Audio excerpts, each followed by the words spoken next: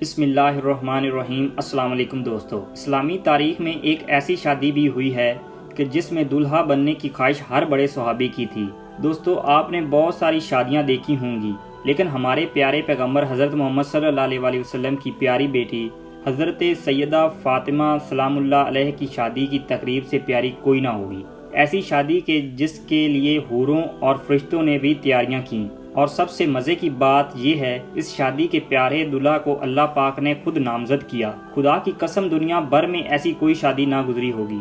سیدہ فاطمہ جب عہد طفولیت سے سن بلوغت کو پہنچی تو آپ کا رشتہ لے کر بہت سے جلیل القدر صحابی حضور پاک صلی اللہ علیہ وسلم کے پاس تشریف لائے، لیکن حضور نے سبھی کو یہی جواب دیا، مجھے اس معاملے میں اللہ پاک کے حکم کا انتظار ہے۔ کچھ ماہ بعد حضرت عبد الرحمن بن عوف دیگر کچھ صحابہ نے شیر خدا حضرت علی کو مشورہ دیا کہ اے علی، اب آپ بھی جاؤ، اور سب کو انکار ہو چکا ہے، لیکن جو آپ کی نسبت نبی پاک صلی اللہ علیہ وسلم کے ساتھ ہے وہ کسی اور کی نہیں ہے۔ حضرت علی رضی اللہ عنہ کے رسول صلی اللہ علیہ وسلم کی خدمت میں گئے۔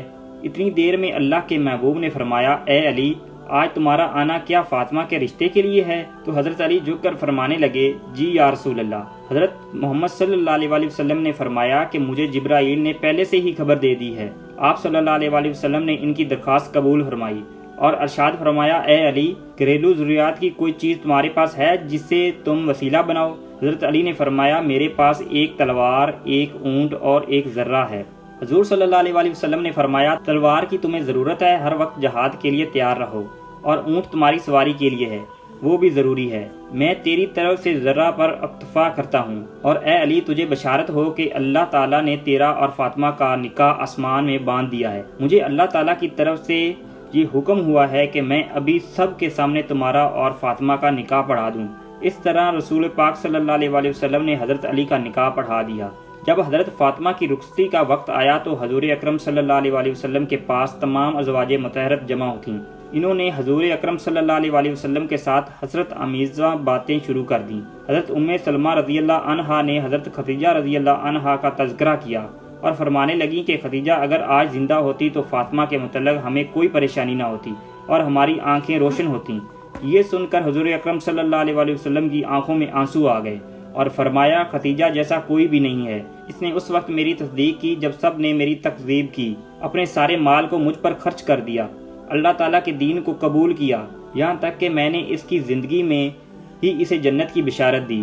پیغمبر نے ہجرت کے 2 سال پہلے ذی الحج کے دن حضرت فاطمہ کو سیدنا علی کے گھر بھیجا، اس لیے شادی اور نکاح کے درمیان تقریباً 10 مہینے کا فاصلہ تھا۔ شاید نکاح کا صحیفہ جلدی پڑھنے کی وجہ یہ تھی کہ وہ دوسرے رشتے مانگنے والے لوگوں کے لیے جواب واضح ہو جائے، اور شادی کی دیر کرنے کی وجہ یہ تھی کہ فاطمہ جسمانی رشد و نما کے لحاظ سے بہتر ہو جائیں۔ خاتون جنت کا جہیز آقائے نامدار مدنی تاجدار رسول ذی وقار دونوں عالم کے مالک مختار صلی اللہ تعالی علیہ وآلہ وسلم نے شہزادی اسلام حضرت بی بی فاطمہ رضی اللہ عنہ کو جہیز میں جو سامان دیا اس کی فہرست یہ تھی: ایک کملی چادر، بان کی ایک چارپائی، چمڑے کا گدا جس میں روئی کی جگہ کھجور کی چھان بھری ہوئی تھی، ایک چھاگل، ایک مشک، 2 چکیاں، 2 مٹی کے گڑے۔ حضرت علی حضرت ام ایمن کے ساتھ حضور اکرم صلی اللہ علیہ وسلم کی خدمت میں حاضر ہوں۔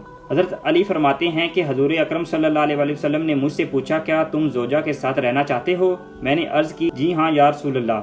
آپ صلی اللہ علیہ وسلم نے ارشاد فرمایا، بڑی محبت و عزت سے انشاءاللہ عزوجل آج رات سے تم اپنی زوجہ کے ساتھ فرما کر رہو گے۔ رخصتی کی رات حضور اکرم صلی اللہ علیہ وسلم ہم نے اپنی لختے جگر کو ایک نیا جوڑا عطا فرمایا۔ حضرت سیدنا علی المرتضیٰ حضرت سید فاطمہ سے محبت بھری گفتگو کرنے لگے، یہاں تک کہ جب رات کا اندھیرا چھا گیا تو وہ رونے لگی۔ حضرت سیدنا علی المرتضیٰ نے پوچھا، اے تمام عورتوں کی سردار، کیا آپ خوش نہیں ہیں کہ میں آپ کا شوہر ہوں، آپ میری بیوی ہیں؟ تو کہنے لگی، میں کیوں راضی نہ ہوں گی، آپ تو میری رضا بلکہ اس سے بڑھ کر ہیں۔ میں تو اپنی اس حالت و معاملے کے متعلق سوچ رہی ہوں کہ جب میری عمر بیعت کی جائے گی اور مجھے قبر میں داخل کیا جائے گا، آج میرا عزت و فخر کے بستر میں داخل ہو نہ کل قبر میں داخل ہونے کی مانند ہے۔ آج رات ہم اپنے رب عزوجل کی بارگاہ میں کھڑے ہو کر عبادت کریں گے کہ وہی عبادت کا زیادہ حق رکھتا ہے۔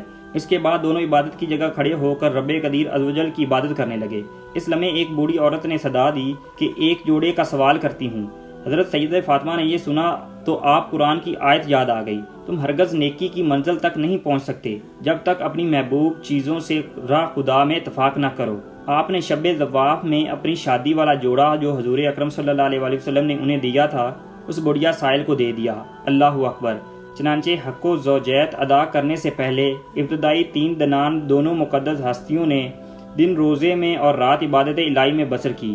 شادی کے کچھ ہی عرصے بعد نبی پاک صلی اللہ علیہ وسلم حضرت فاطمہ سلام اللہ علیہ کی جدائی اور دوری کی وجہ سے پریشان رہنے لگے، اس لیے سوچا کہ بیٹی اور داماد کو گھر میں ہی جگہ دے دی جائے۔ حضرت حارث بن نعمان رضی اللہ عنہ جو کہ جلیل القدر صحابی تھے، جب انہیں اس بات کا پتہ چلا کہ حضور اکرم صلی اللہ علیہ وسلم پر سائے اور کہا خدا کی قسم میں چاہتا ہوں کہ میرے جو گھر آپ کے ساتھ ہے وہ آپ لے لیں۔ حضور اکرم صلی اللہ علیہ وسلم فرمانے لگے اللہ تمہیں اس کا اجر دے۔ اس طرح سے حضرت علی اور حضرت فاطمہ رسول صلی اللہ علیہ وسلم کے ہمسائے بن گئے۔ سبحان اللہ۔ دوستو اگر ویڈیو پسند آئی تو ویڈیو کو لائک کریں، چینل کو سبسکرائب کریں۔ شکریہ۔